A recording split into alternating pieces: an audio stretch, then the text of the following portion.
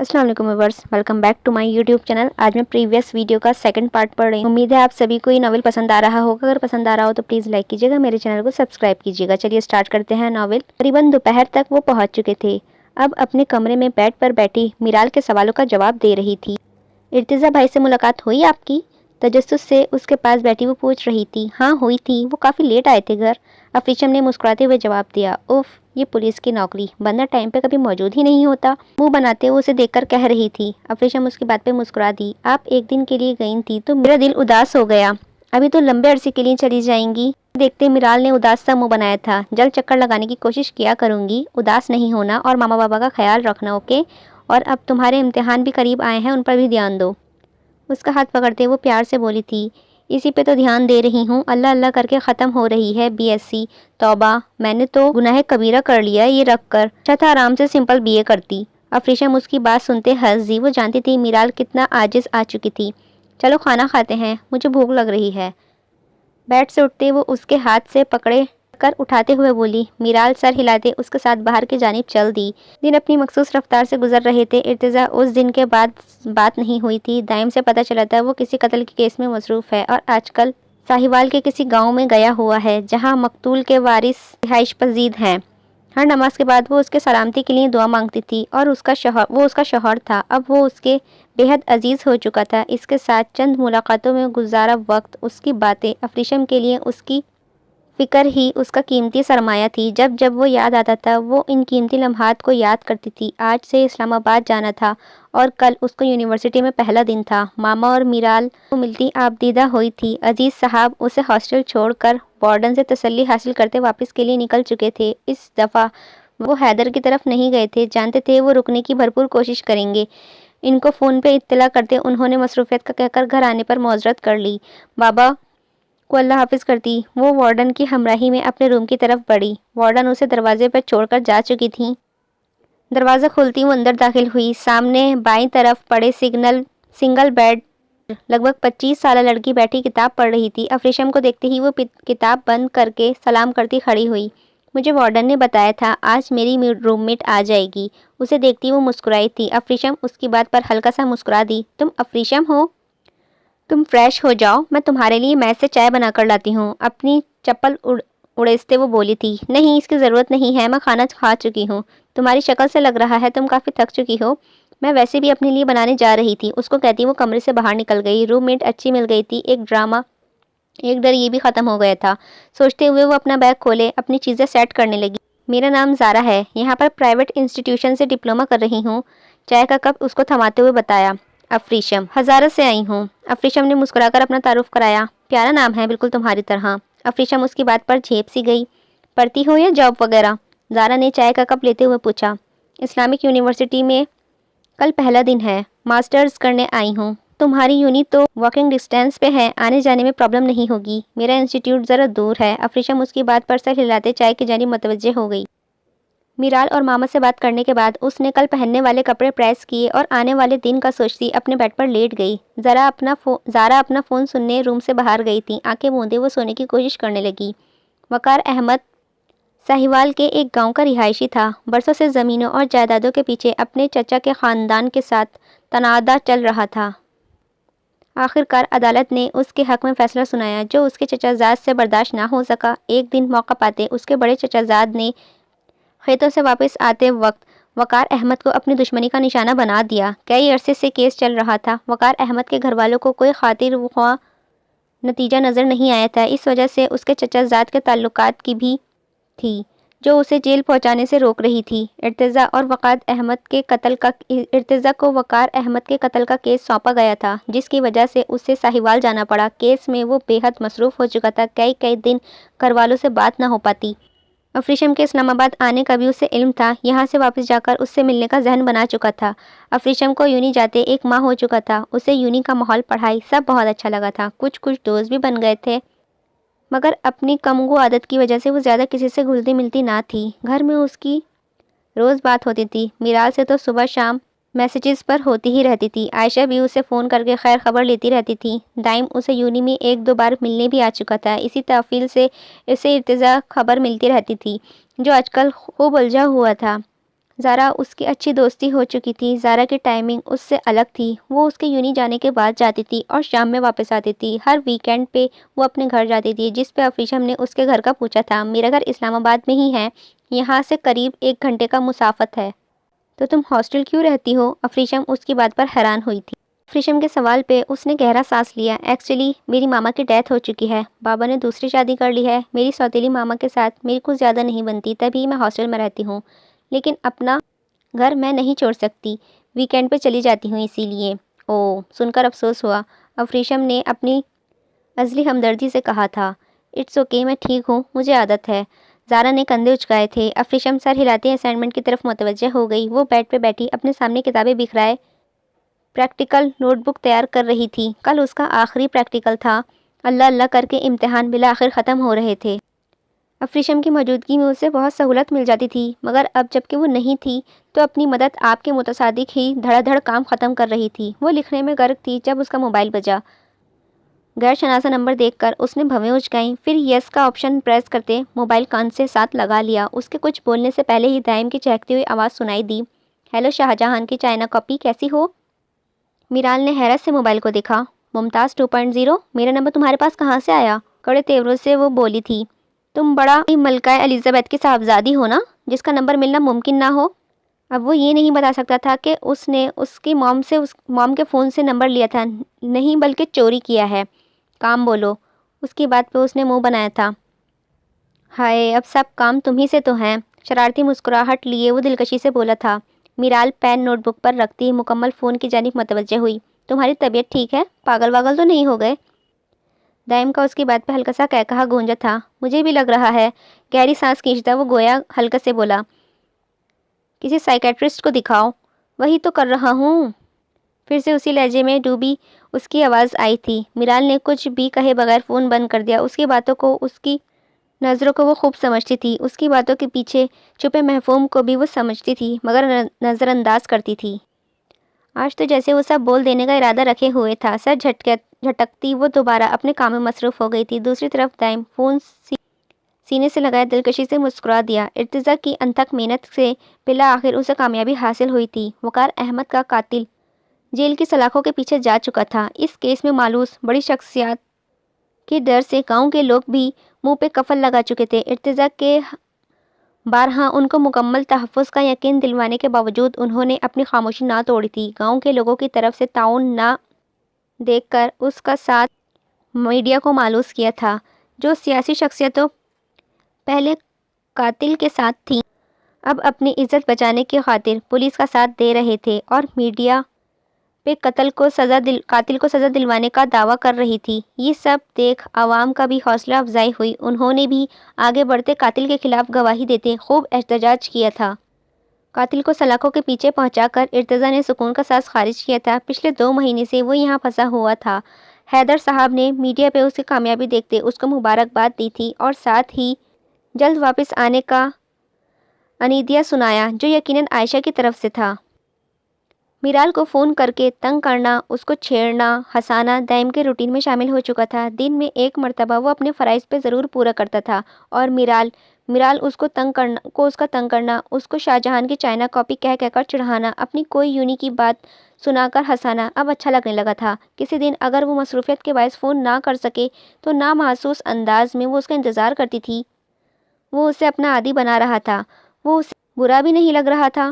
اس نے اپنی زندگی میں جتنے مرد دیکھے تھے، دائم ان سب سے مختلف تھا۔ ہسمکھ، شرارتی سا، اپنی باتوں سے دوسروں کے چہروں پر مسکراہٹ بکھیرنے والا، وہ اس کا خراب موڈ چٹکیوں میں ٹھیک کر دیتا تھا۔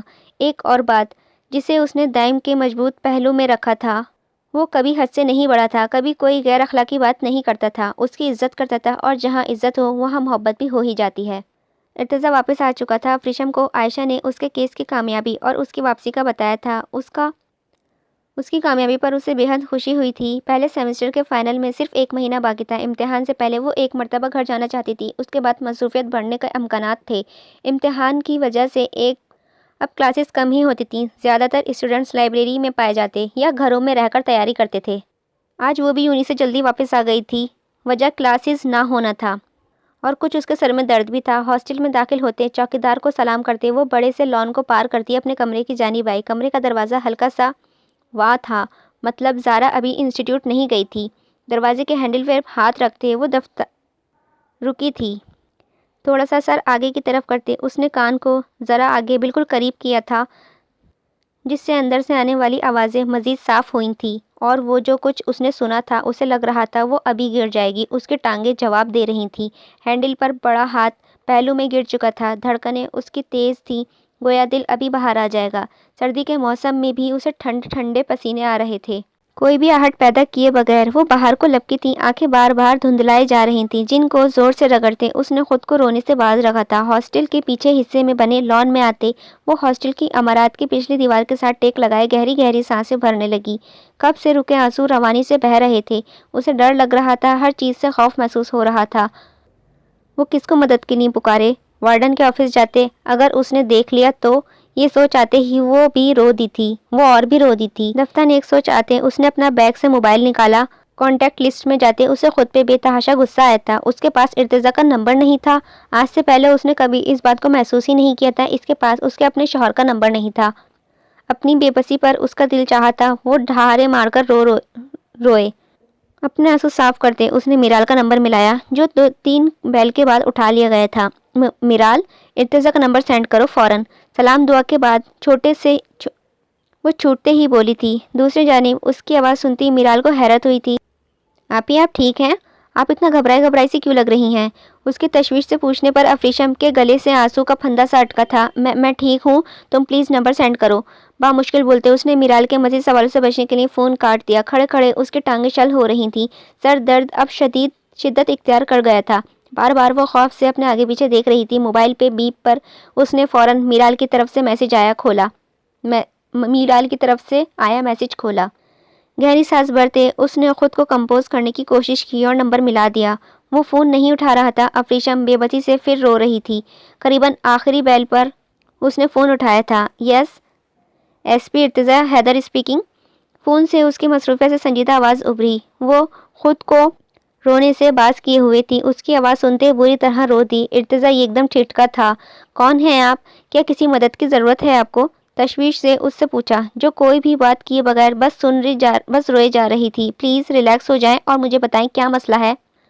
اس کی بات سنتے افریشم نے خود پہ قابو پاتے اسے آنکھوں سے آنسو رگڑے تھے۔ ارتضیٰ، میں افریشم، لڑکھڑاتی آواز میں بولتی وہ اسے چونکنے پر مجبور کر گئی تھی۔ وہ جو اپنے آفس میں کرسی پر براجمان تھا اس کی آواز پر فوراً کھڑا ہوا تھا۔ افریشم، تم کیا ہوا تمہیں؟ تم رو کیوں رہی ہو؟ لہجے میں بے حد پریشانی لیے تھا۔ مجھے لے جائیں ارتضیٰ، مجھے ڈر لگ رہا ہے۔ اس کی روتی ہوئی آواز پہ ارتضیٰ کو یوں محسوس ہوا جیسے کسی نے اس کا دل مٹھی میں جکڑ لیا ہو۔ کہاں ہو تم اس وقت؟ ٹیبل سے اپنی چابیاں اٹھا کر وہ تیزی سے اپنے آفس سے نکلا تھا۔ ہاسٹل میں ہوں۔ گاڑی کا دروازہ کھول کر اس نے سیٹ سنبھالی، چابی انگیشن میں گھماتے اس نے جھٹکے سے گاڑی اس کے ہاسٹل کی جانب ڈال دی۔ کال ابھی تک چل رہی تھی اور وہ ہنوز روئے جا رہی تھی۔ ارتضیٰ کا دل کسی انجانے خوف سے دھڑک رہا تھا۔ کوئی بھی بات کیے بغیر وہ اسے روتا ہوا سنتے رش ڈرائیونگ کر رہا تھا۔ قریباً آدھے گھنٹے کا سفر وہ 20 منٹ میں طے کر چکا تھا۔ افریشم، تم کہاں ہو؟ میں تمہیں لینے آ رہا ہوں۔ گاڑی سے اترتا وہ ہاسٹل کے گیٹ کی جانب لپکا۔ نہیں، میں خود آ رہی ہوں۔ کال کاٹتے اپنے آگے پیچھے دیکھا، بھاگنے کے سے انداز میں وہ باہر گیٹ کی جانب گئی۔ گیٹ سے باہر نکلتے ہی وہ سامنے اس کا منتظر کھڑا تھا۔ افریشم کو دیکھتا وہ تیزی سے اس کی طرف بڑھا، روئی لال آنکھیں جو ابھی بھی آنسوؤں سے بھری تھیں، سرخ چہرہ شدت سے رونے کے باعث تھمتھما رہا تھا۔ اس کی حالت دیکھتے ارتضیٰ کا دل چاہا کہ وہ اس جگہ کو آگ لگا دے جس نے اس کی اس قدر رلایا تھا۔ آس پاس کے لوگوں کا خیال کرتے اس کا ہاتھ پکڑ کر گاڑی میں بٹھاتا ڈرائیونگ سیٹ سنبھال چکا تھا۔ قریباً 15 منٹ کی ڈرائیو کے بعد وہ اپنے اپارٹمنٹ میں لایا تھا، ہاتھ پکڑے اس کے لاؤنج میں پڑے صوفے پر بٹھایا اور خود کچن میں اس کے لیے پانی لینے چلا گیا۔ سارا راستہ وہ بے آواز روتی رہی تھی، ایک ہاتھ سے اس کا ہاتھ مضبوطی سے تھامے وہ دوسرے ہاتھ سے ڈرائیونگ کر رہا تھا۔ اس کے پاس میٹھے بیٹھتے پانی کا گلاس اس کے لبوں سے لگایا، تھوڑا سا پانی پیتے ہی افریشم نے ہاتھ بڑھاتے گلاس پیچھے کر دیا۔ گلاس ٹیبل پر رکھتے وہ اس کی طرف موڑا تھا۔ افریشم، اب بتاؤ مجھے کیا ہوا تھا؟ کسی نے کچھ کہا تھا تمہیں؟ فکر مندی سے وہ اس کا ستے ہوئے چہرے کو دیکھ رہا تھا۔ اس کے پوچھنے پر افریشم کے آنسو پھر سے بہہ نکلے۔ افریشم، میری جان ریلیکس، پلیز مجھے بتاؤ ہاسٹل کا یا یونی میں کیا ہوا تھا؟ کسی نے بدتمیزی کی تمہارے ساتھ؟ نرمی سے اس کے آنسو صاف کرتا وہ حد درجہ فکر مند دکھائی دے رہا تھا۔ افریشم نے خود کو کمپوز کرتے اس کی طرف دیکھا جس پہ ارتضیٰ نے سر ہلاتے اسے بولنے کا اشارہ کیا۔ دروازے کے ہینڈل پہ ہاتھ رکھتی وہ کسی لڑکے کی آواز پر چوکی تھی۔ وہ جو کوئی بھی تھا زارا کے ساتھ اندر کمرے میں موجود تھا۔ ان کی باتوں پہ ہلکی ہلکی آوازیں آ رہی تھیں۔ کان دروازے کے ساتھ لگاتے اس نے ان کی باتیں سننے کی کوشش کی۔ کیا مسئلہ ہے دل نشین بائی کو؟ ایک دفعہ بولا جو ہے کام ہو جائے گا تو پھر کیوں بار بار تجھے میرے پاس لگا دیتی ہیں؟ نخست سے اپنے ساتھ موجود لڑکے سے بولی تھی۔ سیٹ بار بار فون کر رہا ہے، وقت نہیں دے رہا ہے وہ اب۔ دل نشین بائی تجھ پہ غصہ ہے بہت۔ جو پچھلی دفعہ تو لڑکی لائی تھی اس کو تو ہوش ہی نہیں آتا۔ وہ لڑکھڑا کر بولا تھا۔ زبردستی کے کاموں میں یہی کچھ ہوگا نا۔ اب وہ بائی کے حکم پہ بسم اللہ تو نہیں پڑے گی؟ پھر زارا توقف سے بولی۔ اس دفعہ بہت کمال کی مچھلی ہاتھ لگی ہے، بالکل اس بڈھے سیٹ کی پسند کے مطابق۔ میری روم میٹ ہے، ہزارہ سے پڑھنے آئی ہے۔ جب تک اس کے گھر والوں کو اس کی گمشدگی کا پتہ چلے گا تب تک وہ کہاں کی کہاں پہنچ چکی ہوگی۔ استہزائیہ لہجے میں اس نے ہلکا سا کہا لگایا تھا۔ وہ زارا کو زرنگار تو کمال کی بندی ہے، کیسے پھانس لیتی ہے سب کو اپنے جھانسے میں۔ تبھی دل نشین بائی نے یہ کام تجھے سونپ رکھا ہے۔ خوش آمدی انداز میں وہ لڑکا بولا تھا۔ کل تک مجھے امید ہے کام مکمل ہو جائے گا، لیکن اگر دیر بھی ہوئی تو اب یہاں کا منہ نہ کرے گا۔ تیرا بار بار یہاں آنا مجھے مشکوک بنا رہا ہے۔ وارڈن کو تجھے اپنا بھائی بتایا ہے تبھی وہ کچھ نہیں کہتی۔ سخت لہجے میں اس کو وارن کیا تھا۔ اچھا زرنگار، تو جلدی آنے کی کوشش کریو، تیرے بغیر دل نہیں لگتا وہاں، محفلوں کی تیرے بغیر کوئی چس نہیں آتی۔ زرنگار اس کی بات پہ یہ کڑے تیوروں سے بولی۔ میرے ساتھ زیادہ بکواس کرنے کی ضرورت نہیں ہے، کوئی شوق سے نہیں رہ رہی میں ادھر۔ منہ پہ چاشنی گھول گھول کر مجھے لگ رہا ہے میں ڈائبٹیز کی شکار نہ ہو جاؤں۔ لڑکا اس کی بات پر ہنسا تھا۔ زیادہ دانت مت نکال اور نکلنے کی کر ادھر سے اب۔ وہ لڑکے کو اس کی وقت آنے بھی ہونے والا ہے، اس لڑکی کے آنے کا وقت بھی ہونے والا ہے، بیزاری سے کہتی۔ وہ فون پہ آئی کال کی طرف متوجہ ہو گئی۔ I just can't believe that۔ اتنے عرصے سے جن رپوش لوگوں کی ہمیں تلاش تھی، میری بیوی انہی کے ہاتھوں ٹریپ ہونے جا رہی تھی۔ غم و غصے کی زیادتی اس کی آنکھوں سے لال انگارے بنا رہی تھی۔ اس کی سانس اس کا بس نہیں چل رہا تھا وہ ان سب کو سولی پر لٹکا دے۔ حیدر صاحب گہری سوچ میں مبتلا تھے۔ ارتضیٰ نے ان کو اپارٹمنٹ میں بلا کر ساری حقیقت سے آگاہ کیا تھا۔ افریشم کہاں ہے؟ وہ اندر روم میں ہے، میرال کا فون آیا تھا، وہ اس کے لیے پریشان تھی۔ حیدر صاحب نے اس کی بات پر سر ہلا دیا۔ ڈیڈ، ہم ایسے کیوں بیٹھے ہیں؟ اس لڑکی کو گرفتار کیوں نہیں کر رہے؟ وہ سخت الجھا ہوا لگ رہا تھا۔ Irtaza, use your mind. اس وقت وہ لڑکی ایک عام شہری کی حیثیت سے ہاسٹل میں رہ رہی ہے، کس بنیاد پہ اسے گرفتار کرو گے؟ کیا ثبوت ہے؟ افریشم نے اسے صرف سنا ہی، کہیں دیکھو ریکارڈ نہیں کیا ہے اسے۔ ارتضیٰ کو دیکھتے وہ سخت لہجے میں بولے تھے۔ تو اب ہمیں کیا کرنا ہے؟ کوئی بھی جواب دیے بغیر وہ اٹھے اور اپنے قدم کمرے کی جانب بڑھائے۔ ارتضیٰ نے بھی ان کو دیکھتے ان کی تاکید کی۔ کمرے کے دروازے تک پہنچتے انہوں نے دروازہ ہلکا سا ناک کیا تھا۔ افریشم جو بیڈ پر سیر ٹکائے بیٹھی تھی، ناک کی آواز پر سر اٹھا کر دیکھا۔ سامنے دروازے کی فریم میں حیدر صاحب مسکراتے اسے ہی دیکھ رہے تھے۔ وہ ان کے پیچھے ارتضیٰ سنجیدہ سا کھڑا تھا۔ اس کے پاس آتے انہوں نے اس کے سر پر ہاتھ رکھا تھا۔ کیسی ہے میری بیٹی؟ ان کے پیار سے پوچھنے پر افریشم کی آنکھوں نم ہوئی تھیں۔ سر جھکائے اس نے سر ہلا دیا۔ وہ اس کے سامنے صوفے پر براجمان ہو گئے، جبکہ ارتضیٰ اس کے ساتھ بیڈ پر کچھ فاصلے سے بیٹھا اپنے باپ کو دیکھ رہا تھا۔ بچے، ڈرنے کی ضرورت نہیں ہے، ہم آپ کے ساتھ ہیں۔ اس کو دیکھتے وہ نرمی سے بولے تھے۔ پھر گلا کھنگارتے ذرا توقف سے بولے، افریشم بچے، کیا آپ ہماری مدد کریں گی؟ افریشم نے ان کی بات پہ سر ہٹاتے ناسمجھی سے انہیں دیکھا تھا۔ نو ڈیڈ، ناٹ ایٹ آل۔ وہ ایک لفظ پر زور دیتا ان کی آنکھوں میں دیکھتا سختی سے بولا تھا۔ وہ ان کے دماغ کو پڑ چکا تھا۔ وہ حیدر صاحب یہ بخوبی جانتے تھے۔ تم خاموش رہو، میں اپنی بہو سے بات کر رہا ہوں۔ افریشم ناسمجھی سے باپ بیٹے کی باتیں سے ملاحظہ کر رہی تھی۔ ڈیڈ، آپ ایموشنل بلیک میل نہیں کریں گے، ان کو دیکھتا سختی سے بولا تھا۔ حیدر اس کی بات ہوا میں اڑاتے افریشم کی جانب متوجہ ہوئے۔ افریشم بیٹا، آپ کو اس زرنگار نامی لڑکی سے ٹریپ ہونا ہوگا۔ اس کی جانب دیکھتے وہ اس کے ہوش اڑا چکے تھے۔ بے یقینی سے آنکھیں پھاڑے وہ حیدر صاحب کو ہی دیکھ رہی تھی۔ کیسے؟ لڑکھڑاتی آواز میں بامشکل بولی تھی۔ ڈیڈ پلیز، آپ اس سب میں افریشم کو شامل مت کریں، وہ آلریڈی کافی ڈری ہوئی ہے۔ اب کی بار ارتضیٰ نے لہجے میں تھوڑی نرمی اپنائی تھی۔ نہیں بابا، میں نہیں جاؤں گی۔ آنسوؤں پہ قابو پانے کی جدوجہد میں وہ روندی ہوئی آواز کے ساتھ بولی تھی۔ ارتضیٰ نے ایک نظر اس کے روئے روئے چہرے کی طرف دیکھا اور پھر اپنے باپ کو۔ آپ پہ کوئی زبردستی نہیں ہے بچے، بس میں چاہتا ہوں کہ آپ میری بات تحمل سے سن لیں۔ آپ جیسی کئی بچیاں ان کی قید میں موجود ہیں جن کے گھر والے ان کو تلاشتے ہیں۔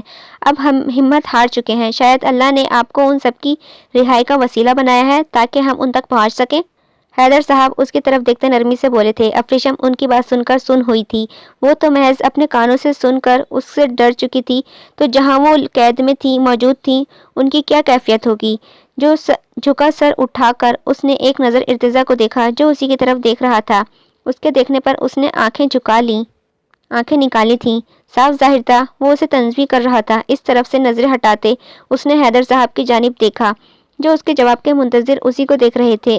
میں کروں گی مدد۔ اس کی بات سنتے ہی حیدر صاحب مسکرائے تھے۔ صوفے سے اٹھتے وہ اس کی جانب بڑھے۔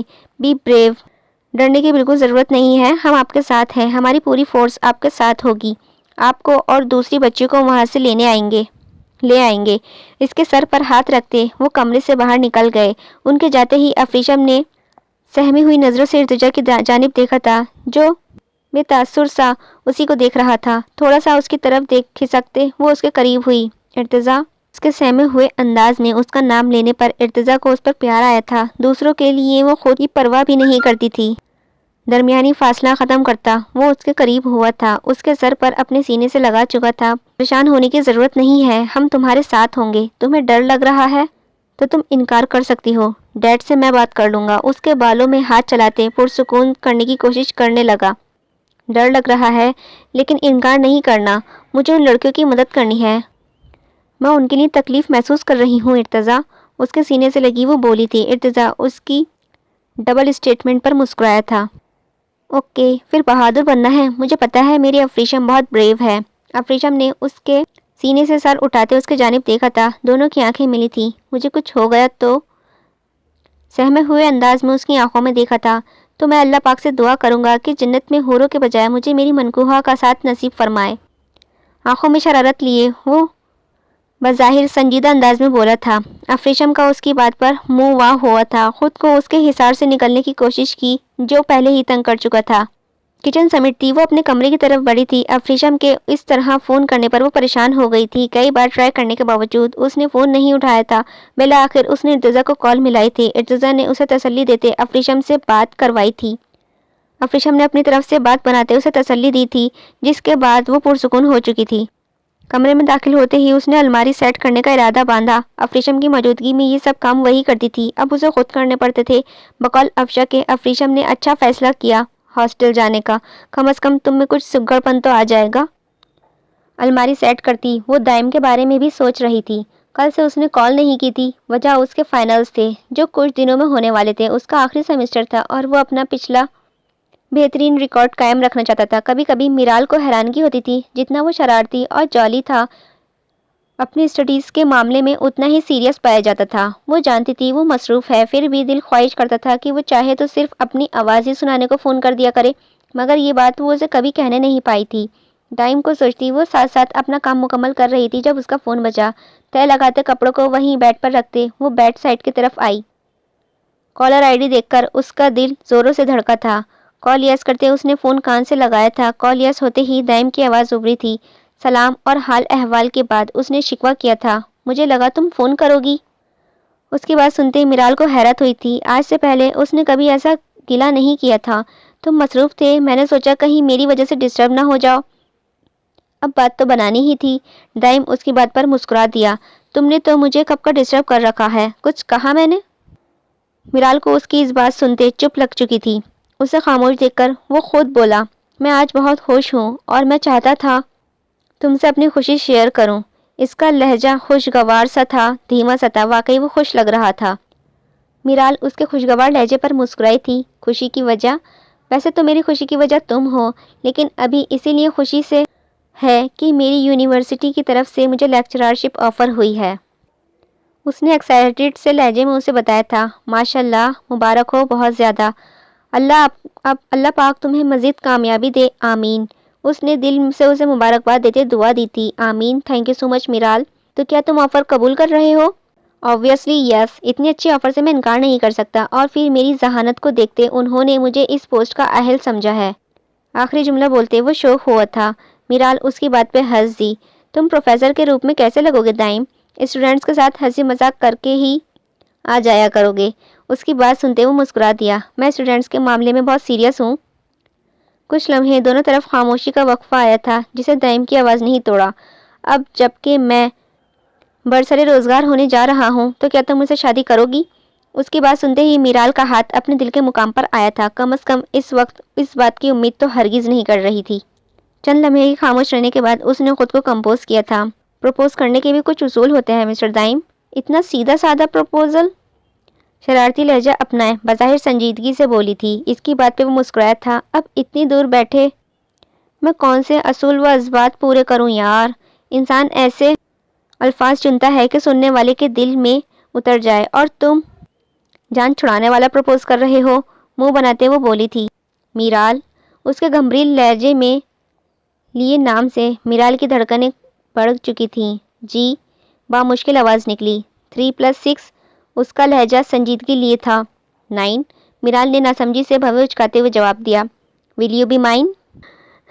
ایک جذبے میں ڈوبی اس کی آواز آئی تھی۔ جیسے اس نے اس کا نام لیا تھا، میرال کو لگا تھا وہ جانے کون سا الفاظ چننے والا ہے۔ اس کے اتنے حسین پروپوزل پر میرال کا کہا بے ساختہ تھا۔ وہ کبھی سنجیدہ نہیں ہو سکتا تھا۔ میں سوچ کر بتاؤں گی، وہ اترائی تھی۔ ٹھیک ہے، میں 10 تک گنتی گنتا ہوں، تم سوچ لو۔ اس کی بات پر میرال کا منہ کھلا تھا۔ اتنا زیادہ وقت؟ زیادہ ہے تو چلو 5 تک گنتا ہوں۔ ایک بار پھر سے میرال کا کہا گونجا تھا۔ دائم اس کی ہنسی سنتے ہی مسکرا دیا۔ میں تمہیں کوئی امید نہیں دلاؤں گی دائم، آخر فیصلہ ماما بابا کا ہوگا۔ اب کی بار سنجیدگی سے اپناتے وہ بولی تھی، اور مجھے امید ہے وہ میرے لیے انکار نہیں کریں گے۔ لہجہ شرارتی تھا۔ میرال پھر سے مسکرا دی، دل میں انشاءاللہ بولا تھا۔ وہ دونوں اس وقت ہاسٹل کے باہر کھڑے تھے۔ ارتضیٰ اسے چھوڑنے آیا تھا۔ اس کا ہاتھ پکڑے اپنے سامنے کھڑا کیے وہ اسے دیکھ رہا تھا، جو سر جھکائے اداسی سے دکھی ہو رہی تھی۔ آخری دفعہ سوچ لو افریشم، کسی بھی سٹریس کے بغیر میں سنبھال لوں گا سب۔ اس کی بات سنتے افریشم نے سر اٹھاتے اس کو آنکھوں میں دیکھا تھا۔ اب ارادہ کر لیا ہے، میں آپ کے اور ان لڑکیوں کی مدد کر کے ہی رہوں گی۔ اسے دیکھتے لہجے میں مکمنہ حد تک مضبوط بنایا تھا، لیکن مجھے ڈر بھی لگ رہا ہے۔ ارتضیٰ اس کی بات سنتا سر جھکائے مسکرا دیا۔ میں تمہارے ساتھ ہوں۔ اس کے ہاتھوں پر دباؤ ڈالتا وہ بولا تھا۔ اس کا ایک ہاتھ آزاد کرتے اپنی پاکٹ میں سے ایک خوبصورت سا بریسلیٹ نکالا تھا، اس کے بائیں ہاتھ میں پہناتے ہوئے ہاتھ اوپر لاتے لبوں سے لگایا۔ افریشم اس کی حرکت پر جھینپی تھی۔ گیٹ کے پاس پہنچنے اس نے مڑ کر اسے دیکھا تھا۔ ارتضیٰ نے اسے دیکھنے پہ مسکراتے ہوئے ہاتھ ہلایا تھا۔ ایک مسکراتی نظریں اس پہ ڈالتی وہ گیٹ پار کر گئی تھی۔ اپنے کمرے کی طرف بڑھتے اس نے اپنے قدم من بھاری لگ رہے تھے۔ دروازے کے پاس پہنچتے ہی اس نے لمبی سانس کھینچی۔ خود کو پرسکون کرتے وہ دروازہ کھولتی کمرے کے اندر داخل ہوئی۔ کمرہ خالی تھا۔ واش روم سے پانی کی آواز نکل رہی تھی۔ واش روم میں موجودگی کا پتہ دے رہی تھی۔ اپنا بیگ ٹیبل پر رکھتی وہ پلٹی تھی جب زرنگار واش روم سے باہر نکلی تھی۔ افریشم کو دیکھتی وہ اس کی طرف بڑھی۔ افریشم، اتنی دیر تک کہاں تھی تم؟ میں تمہارے لیے پریشان ہو رہی تھی۔ لہجے میں پریشانی سموئے وہ مصنوعی فکرمندی سے بولی تھی۔ افریشم کو اس کے انداز پر افسوس ہوا تھا۔ فائنلز کی تیاری کے سلسلے میں مدد کے لیے دوست کے ہاں چلی گئی تھی۔ اپنا بستر درست کرتی افریشم مصروف سے انداز میں بولی تھی۔ او اچھا، تم انفارم کر دیتی مجھے۔ تم اس شہر کو زیادہ جانتی نہیں ہو تو مجھے ٹینشن ہو رہی تھی۔ افریشم اس کی بات سنتے اس کی جانب موڑی تھی۔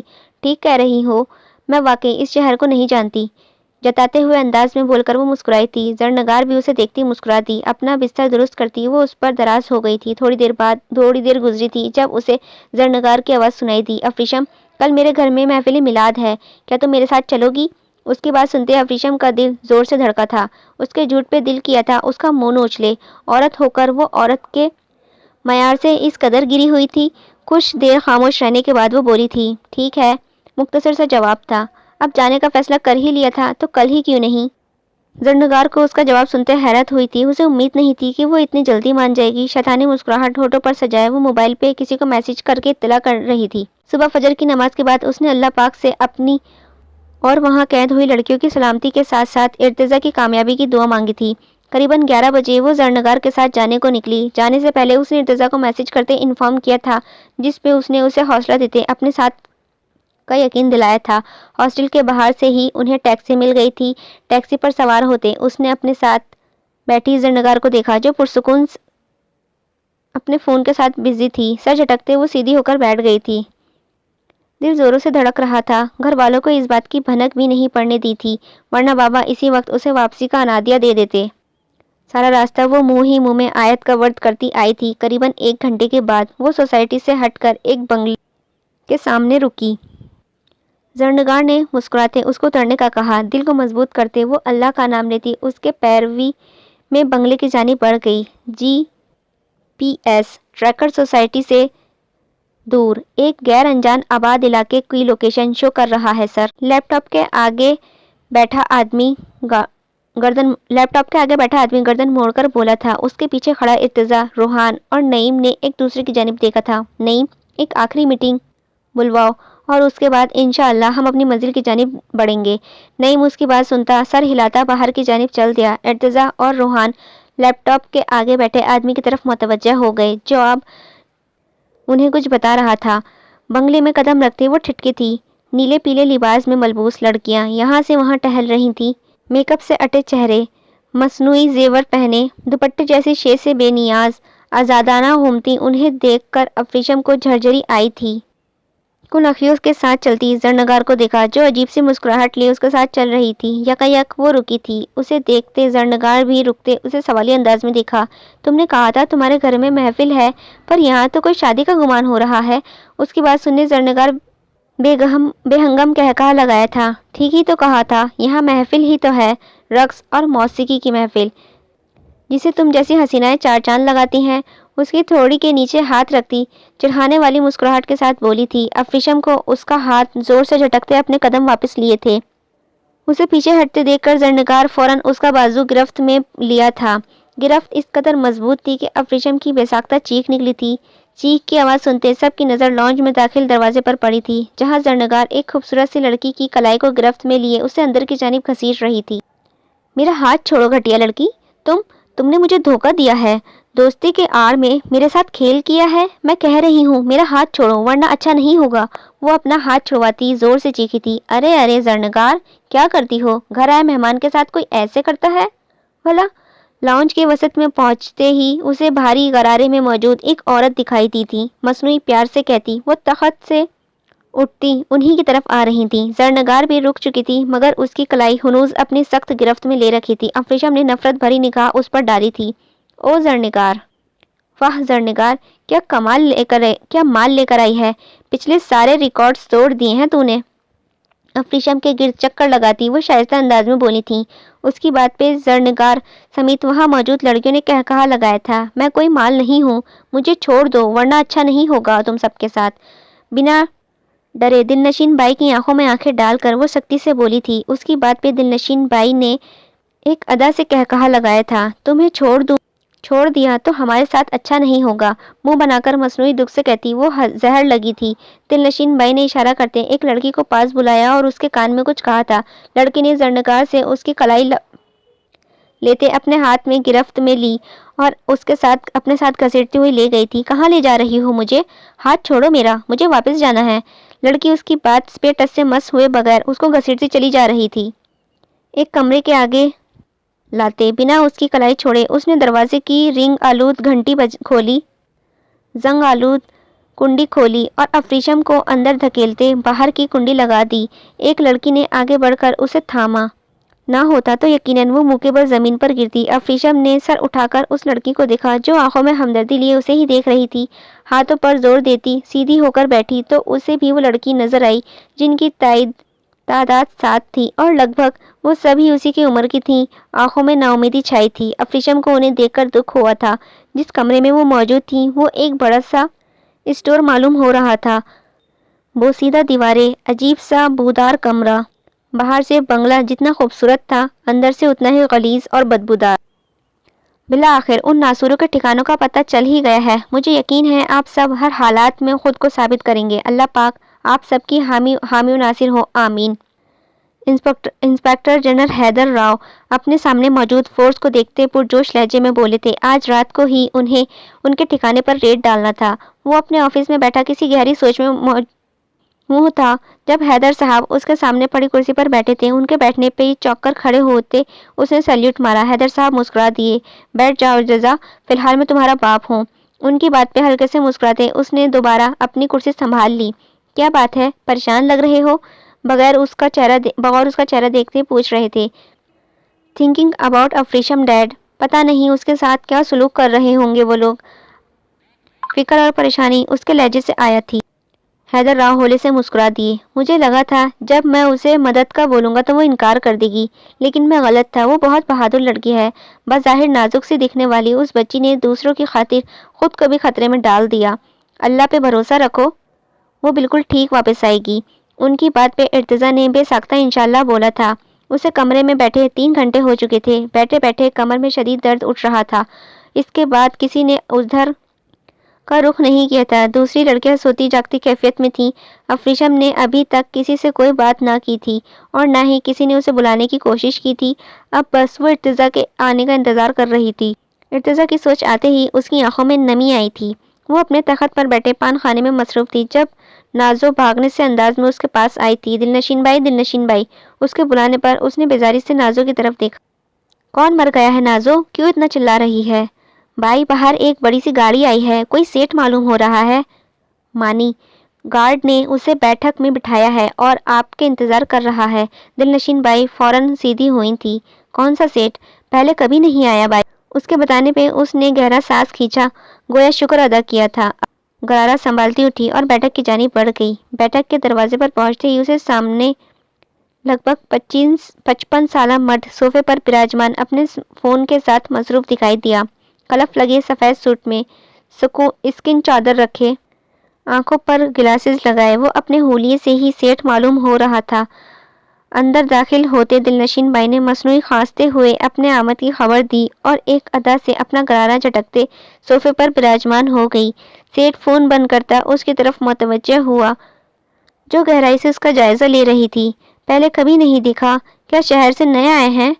گلے میں پہنی زنجیر کو انگلی میں گھماتے وہ سرتاپا دیکھ رہی تھی۔ تمہارے ٹھکانے کا معلوم ہوا تھا کسی سے؟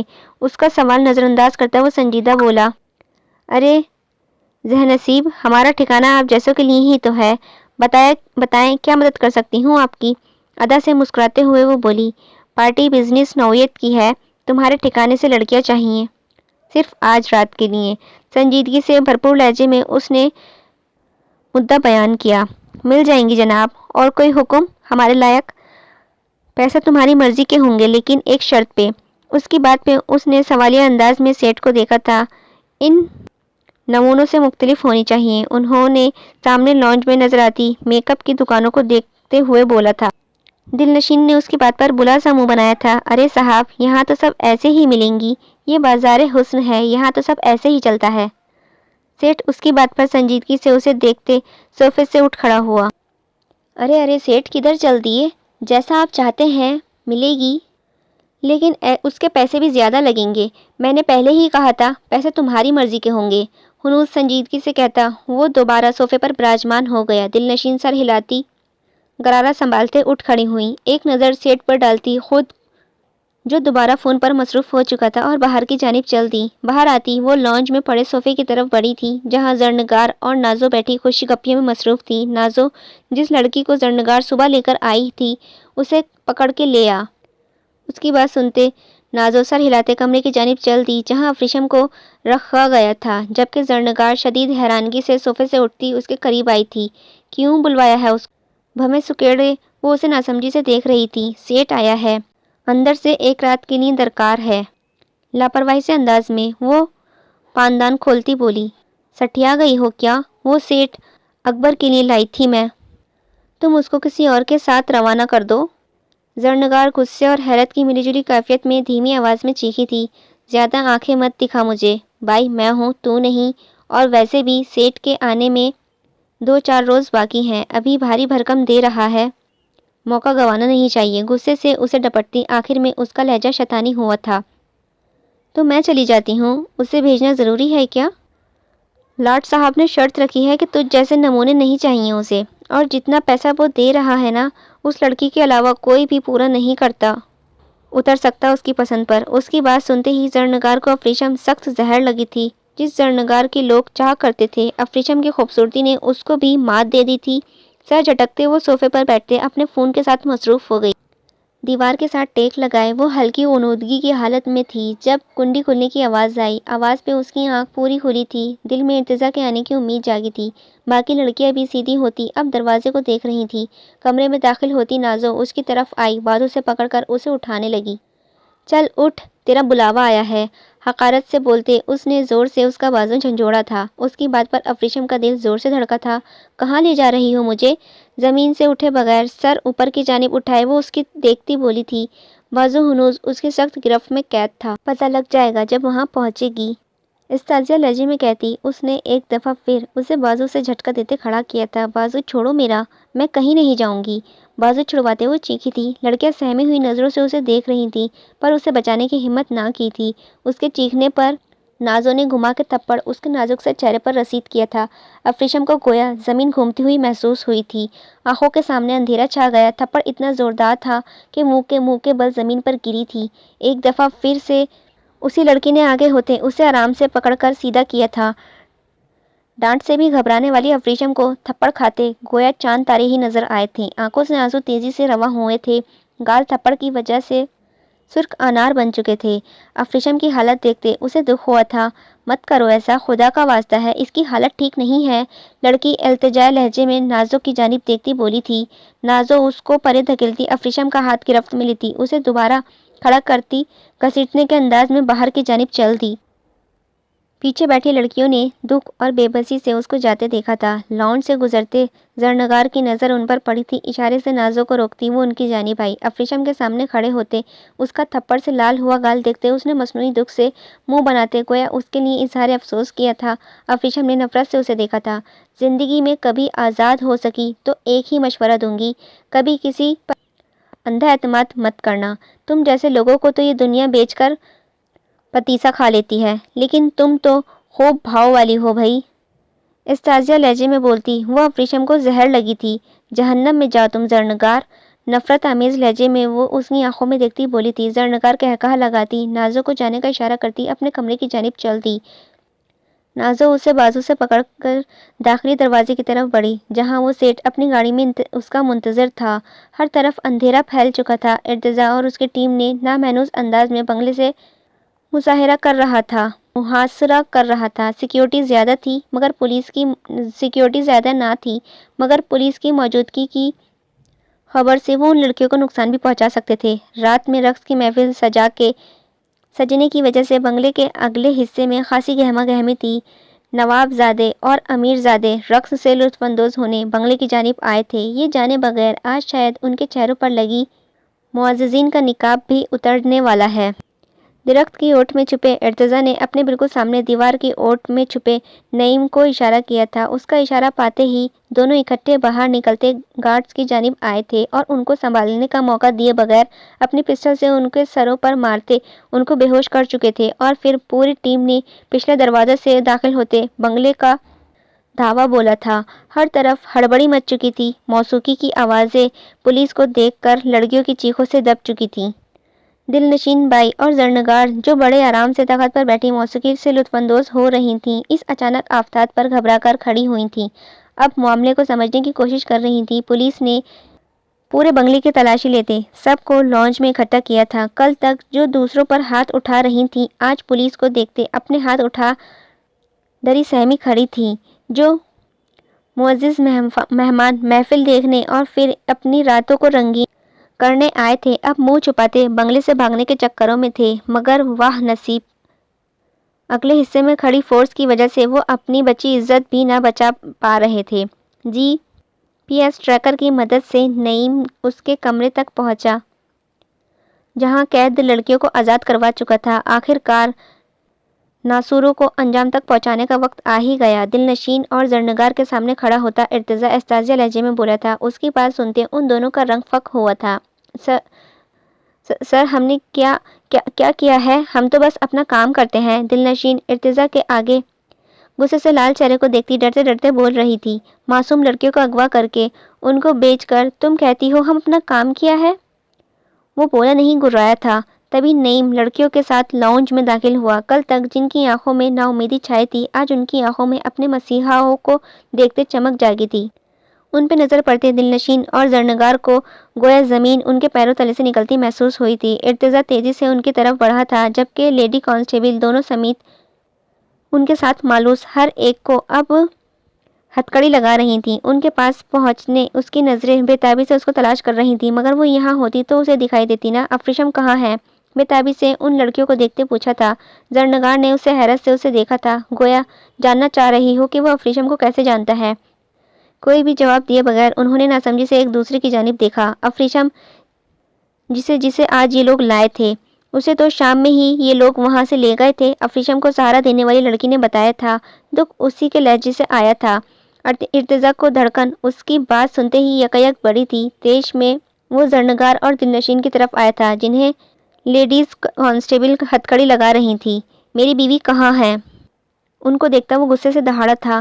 گردن کی نسیں ابھر کر واضح ہو رہی تھیں، جو اس کے تیش کا پتہ دے رہی تھیں۔ زرنگار اس کے دہاڑ پر ڈر کر 2 قدم پیچھے ہوئی تھی، آنکھیں پھاڑے وہ اسے ہی دیکھ رہی تھی۔ افریشم اس کی بیوی تھی، مطلب وہ جو سمجھ رہی تھی کہ اس نے افریشم کو پھنسا لیا ہے، اصل میں خود کو چونا لگ چکا تھا۔ وہ ابھی تحیات والا مجھے نہیں پتا، یہ اس کا بھیجا ہے اسے، دلنشین کی طرف اشارہ کرتی وہ ارتضیٰ کے ڈر سے لڑکھڑاتے ہوئے لہجے میں بولی تھی۔ کہاں بھیجا ہے تم نے اسے گھٹیا عورت؟ دلنشین کے سامنے آتے وہ ایک دفعہ پھر گھرایا تھا۔ جی چاہ رہا تھا اپنے ہاتھوں سے سامنے کھڑی مگر وہ عورت کا مکرو عورت کا وہ گلا دبا دے۔ وہ جی کوئی نیا سیٹ آیا تھا۔ اس کی بات سنتے ہی ارتضیٰ کو لگا تھا وہ سانس نہیں لے پائے گا۔ قدم لڑکھڑائے تھے۔ نعیم اس کی حالت دیکھتا بھاگتا ہوا اس کے پاس آیا تھا۔ کیا ہوا سر، سب ٹھیک ہے؟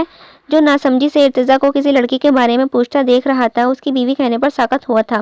دلنشین کا جواب سنتا اور اپنے سر کے حالات دیکھتا وہ اس کی طرف لپکتا اس سے پوچھ رہا تھا، غلطی ہو گئی نعیم؟ اسے اپنی آواز دور کہیں گہرائیوں سے آتی محسوس ہوئی تھی۔ نعیم نے اسے ناسمجھی سے دیکھا تھا۔ اچانک اس کی آنکھیں چمکی تھیں۔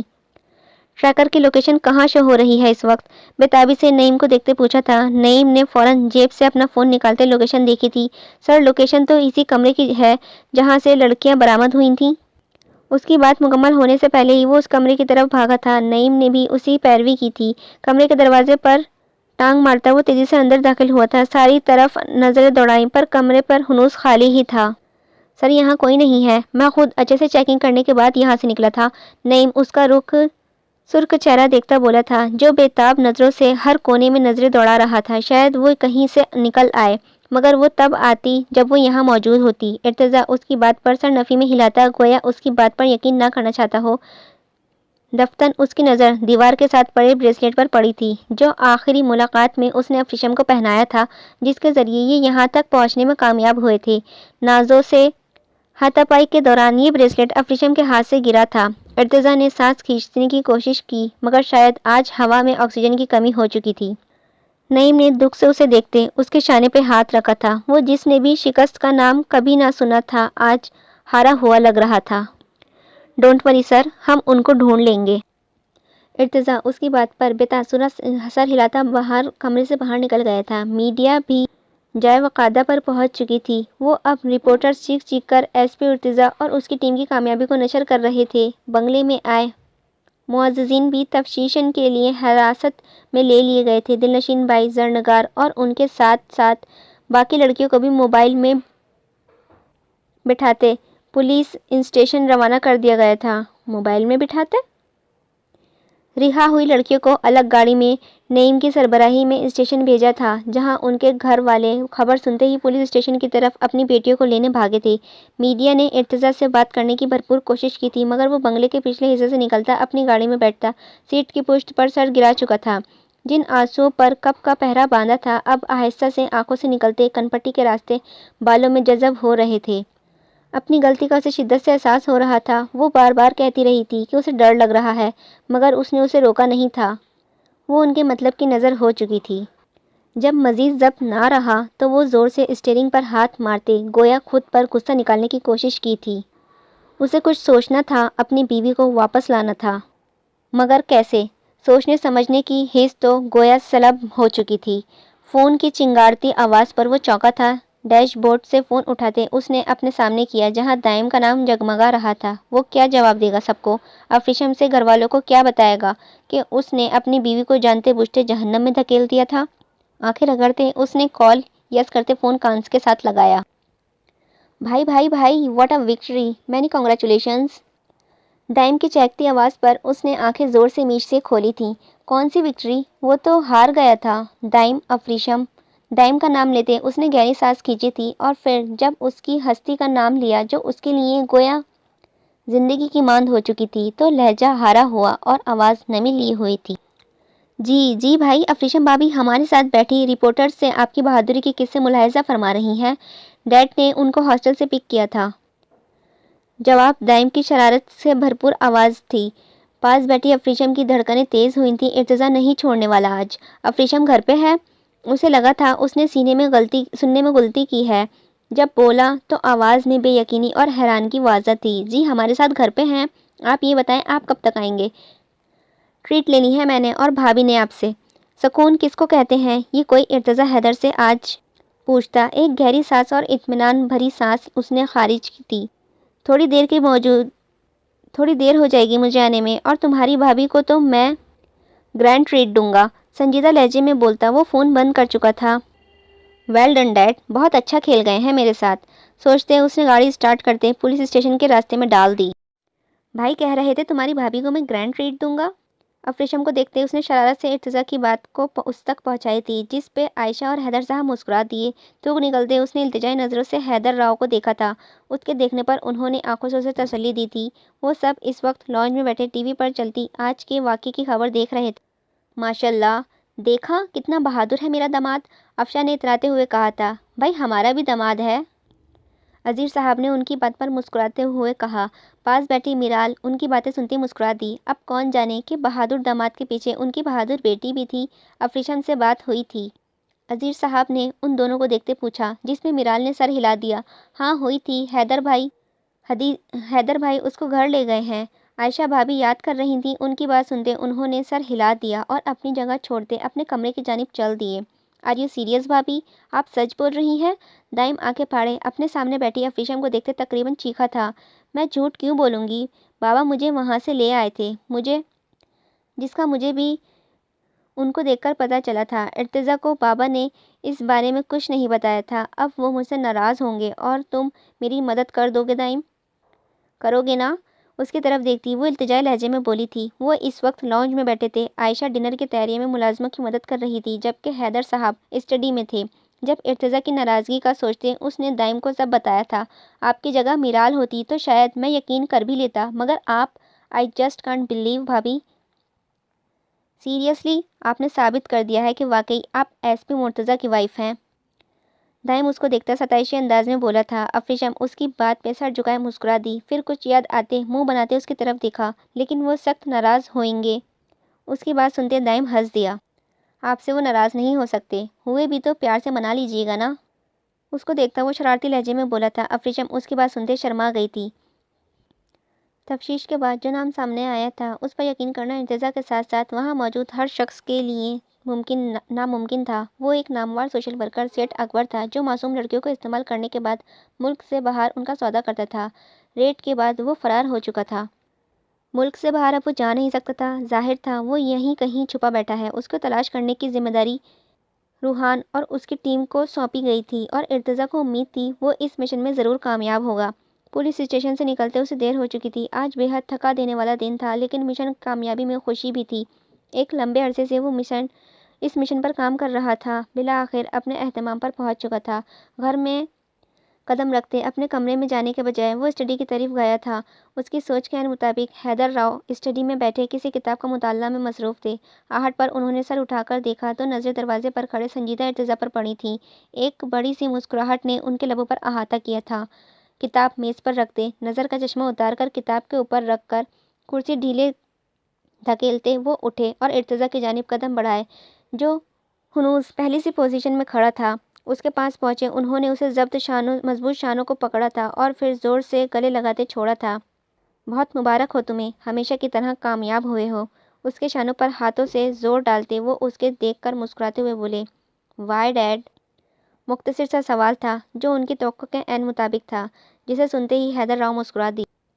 افریشم کو مزید خطرے میں نہیں ڈال سکتا تھا۔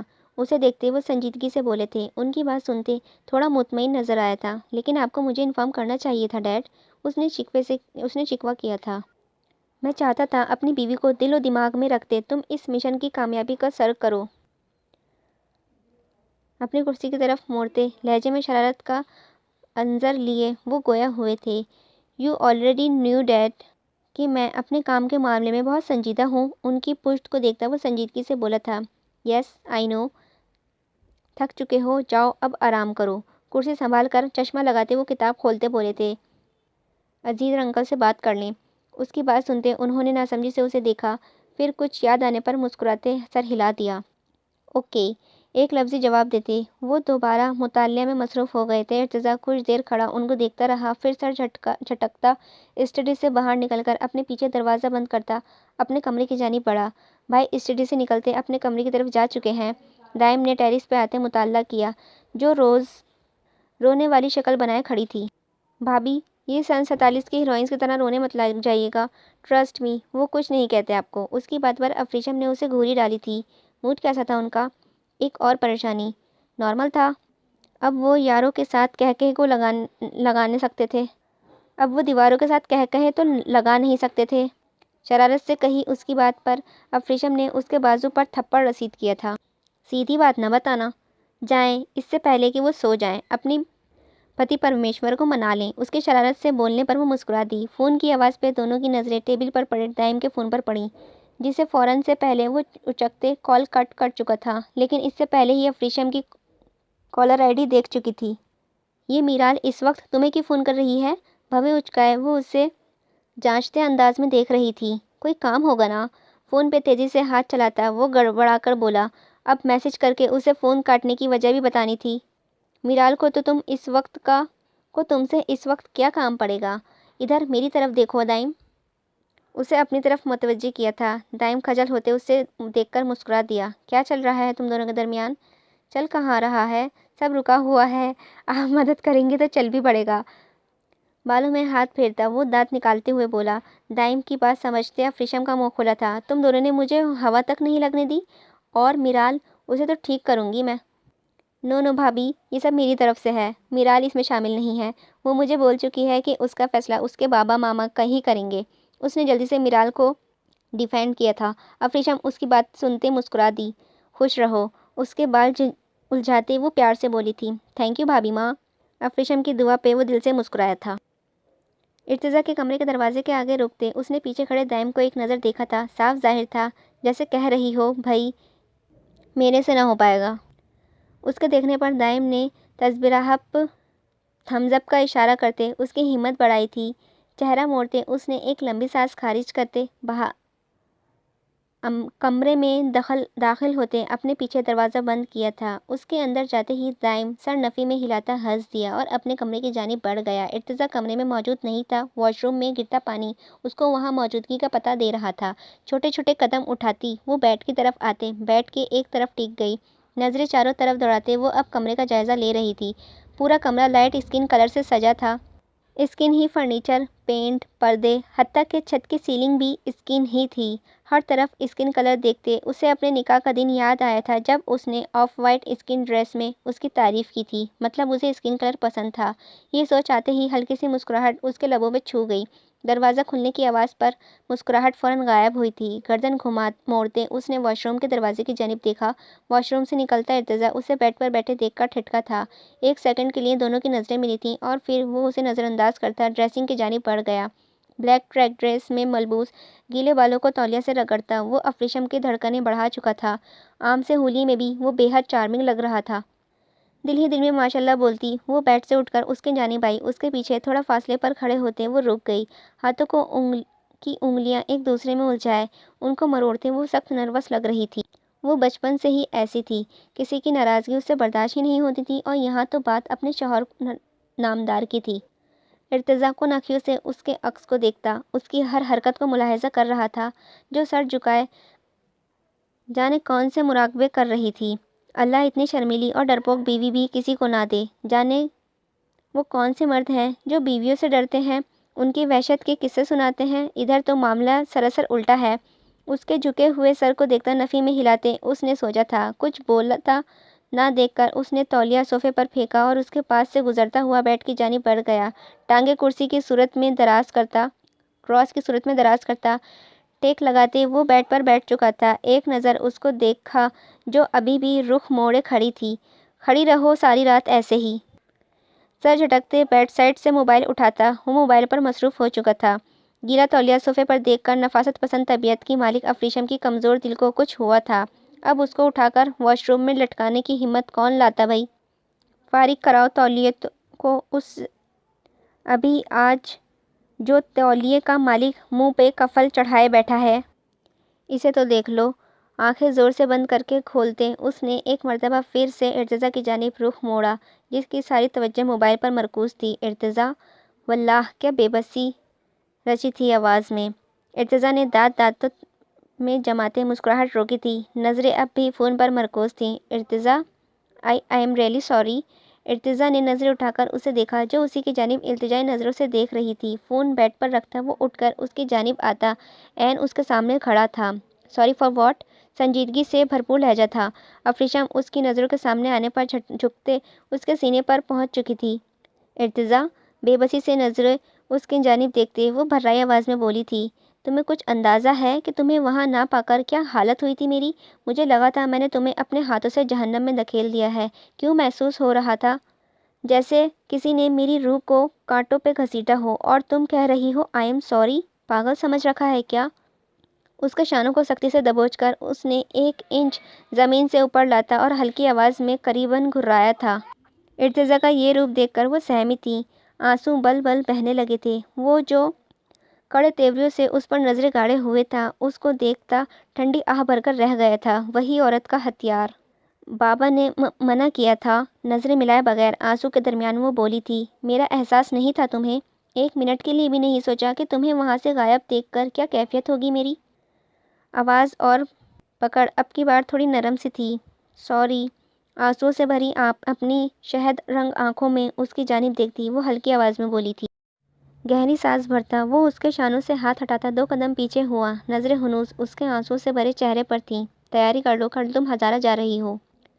بے تاثرہ سا لہجہ۔ افریشم نے حیران سی نظروں سے ارتضیٰ کی جانب دیکھا تھا۔ آنکھوں میں نہ سمجھی بے یقینی واضح تھی۔ مگر ناؤ گو افریشم۔ اس کی بات کاٹتا بیڈ کی طرف موڑا سنجیدگی سے بولا تھا۔ حیرانگی سے وہ اس کی پشت دیکھ رہی تھی جو اس کو آرڈر کرنے کے بعد سونے کی تیاری میں تھا۔ ہزارہ جانے کی امید دینے کا یہ مقصد اس سب میں۔ افریشم کھڑی سوچ رہی تھی جب ارتضیٰ کو سنجیدگی سے آواز سنائی دی، لائٹ آف کرتی جانا۔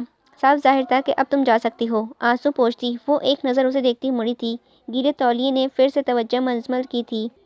بھاڑ میں جاؤ بھائی تم، جب تمہارے مالک کے ہی مزاج نہیں مل رہے۔ تولیے پہ 2 حرف بھیجتے اس نے سوچے سوئچ بورڈ کے پاس پہنچتے لائٹ آف کی اور زور سے دروازہ بند کرتی۔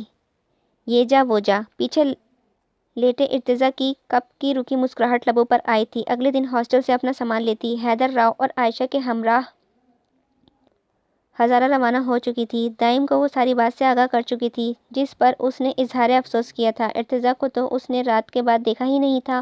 خیر لا علمی میں ہی وہ ہزارہ پہنچ چکی تھی اور یہاں پہنچ کر جو خبر ملی تھی کم از کم آج کی تاریخ کو وہ آنے والی کئی تاریخوں میں سے اس کی توقع بھی نہیں کر سک رہی تھی۔